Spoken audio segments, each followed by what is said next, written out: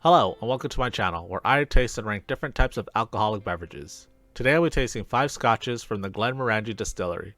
The 5 scotches I'll be tasting will be from the least expensive one they make, going to their 5th most expensive. I'll be tasting them just not on its own, but also on the rocks, just to see what the taste difference will be. This tasting is strictly my opinion, there is no right or wrong answers, just where I would taste it and rank it based off of what I believe it would go. With that said, let's get started. Alright, so these are our 5 scotches down below for Glenmorangie. All of these are single malt, and I believe all of these are from the Highlands as well for them.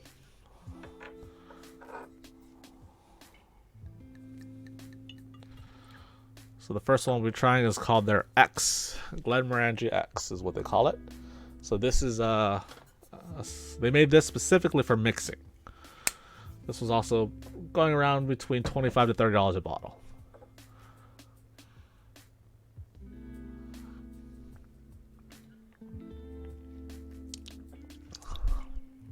Taste-wise, it's very bland, not too bad. A tad bit of sweetness. Has a little bit of alcohol burn to it.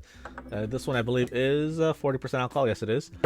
I truly do think this is a scotch for mixing. It's nothing too heavy, nothing too sweet, just mediocre. So it's not horrible, but it's also not great.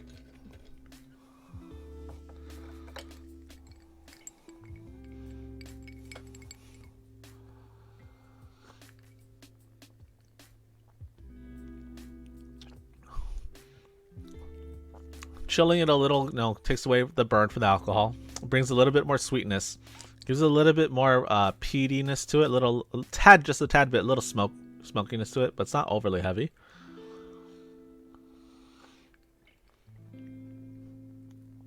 Overall, it's not bad. Is it the greatest? No, but then it's honestly not a bad scotch. This one I would rank it a C. It's just mediocre. Nothing special about it. Alright, next I have is the original 10-year from them, from Glenmorangie. This is 43% alcohol.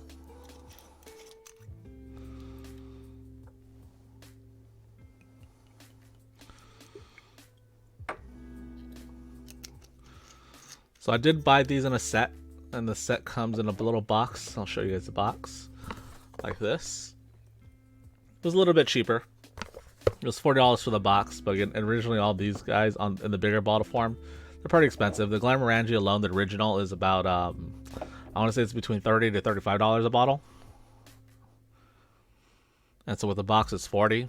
So you get some pretty awesome ones especially for the price for you if you want to try them.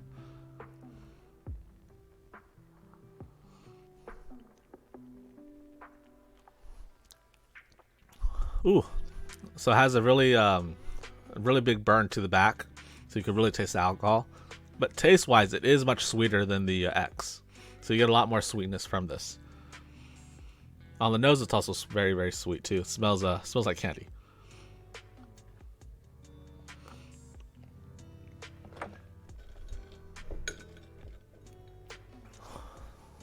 It's not bad though. Again, it just has a little slight burn to the back of the alcohol, but overall not too bad.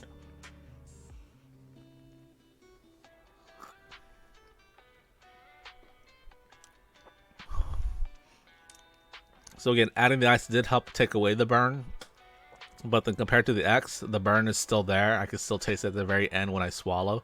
So the alcohol is still pretty prominent even with the ice.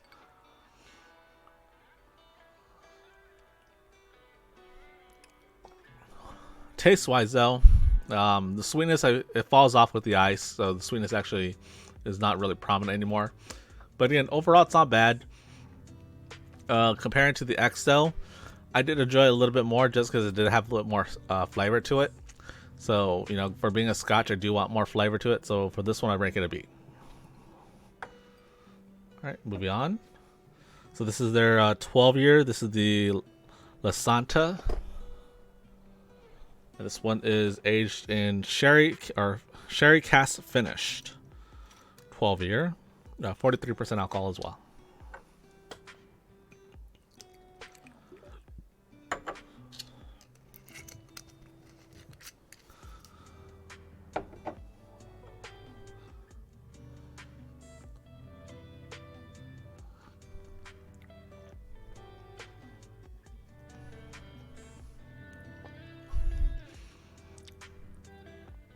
Interesting. The burn is very light, so the alcohol taste is not as prominent. I would say it's very comparable to the X for the alcohol.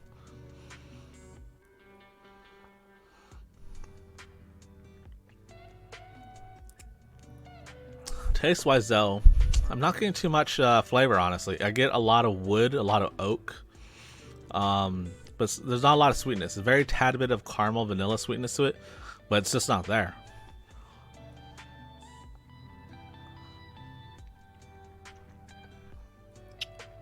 Yeah, this almost reminds me of it being like the X, but just with a tad bit more flavor.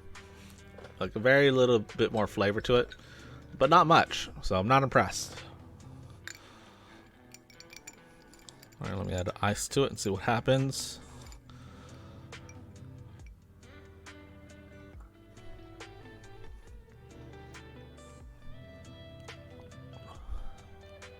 All the ice really did to it was make it smoother. Again, flavor wise, I still get a ton of oak. Not very sweet though. Again, I don't think there's really a good balance to it. Again, if you're looking for something more of the oaky, woody side, I think this is pretty great. But other than that, again, there's no sweetness to it. So for me, I'm not a fan. But then again, it wasn't bad. I rank it as C with the X. Alright, moving on. I got the Quinta Ruban 14-year, and this one's finished in a port cask barrel. And 46% alcohol.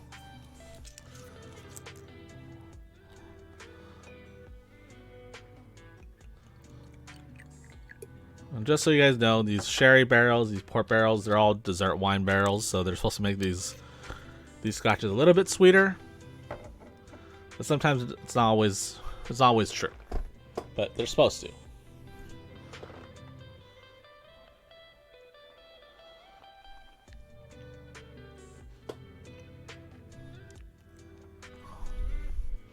So this one has a little more sweetness.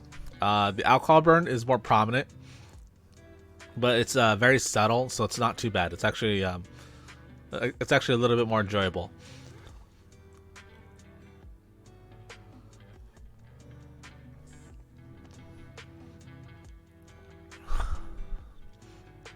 This is honestly what I would expect more of the 12-year, where it has more of a sweetness.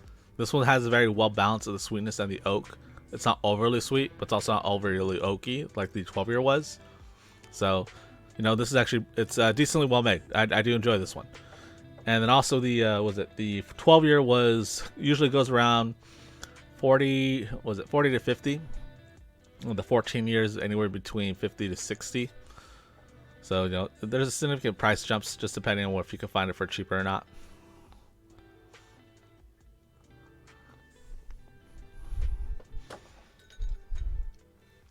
Overall, it's not too bad though. Again, it's very, very well balanced.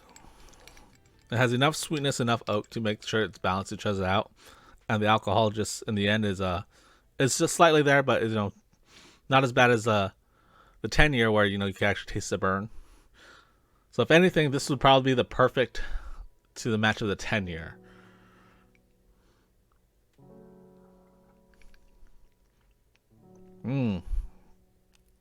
So by adding the ice, it brought up more of the sweetness. We lowered down the burn. So it's actually really much more enjoyable.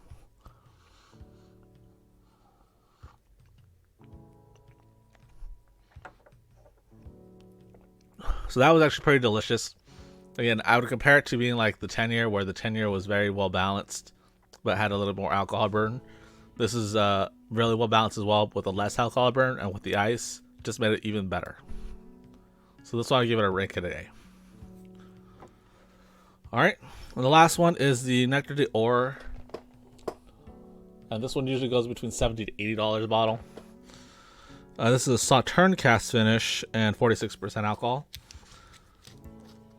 So this one does not have an age statement on it. It used to. It's varied between being a 12-year to 14-year. But then in the end, it's always changed. So this one's just more of a blend, if anything, of 12 to 14 to 10 years. But it is one of their pricier ones. And it's aged in Sauterne barrels, which is a little bit more expensive than the port and the sherries. Comparing price points, sherries tend to be a little bit cheaper than ports. Gets up there, and then sauternes usually are more expensive. Has a really nice nose to it too. It smells really good.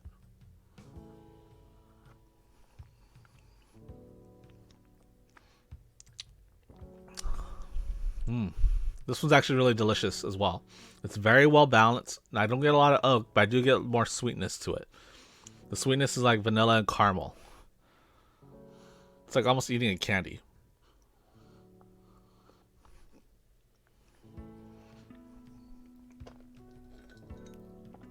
This one's pretty good.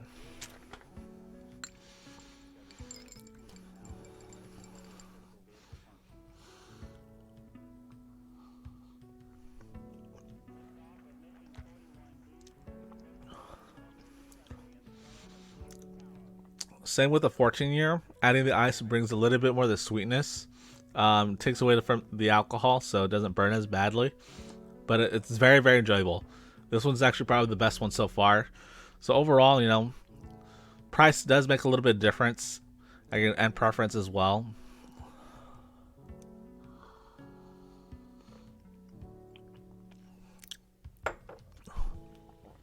I like that one a lot as well. I want to give it rank a day. It wasn't mind-blowing, but I do rank it just as great as the 14-year. So this is my list. Again, price point wise, and then the years on it does make a little bit of a difference. But as you can see, I did have a 12 in the C along with the X. So it didn't really make the biggest change for me. But then, still, price points do make the difference. The age, pretty much the age gap does make the difference as well. Between the 10 and the 12. As you can see, I would prefer the 10 more than the 12. But that's just personally my ranking. What do you guys think? Have you guys had these? Where would you guys have ranked them? If there's anything else you guys would like me to try, let me know. Leave a comment. Thank you for watching, and cheers.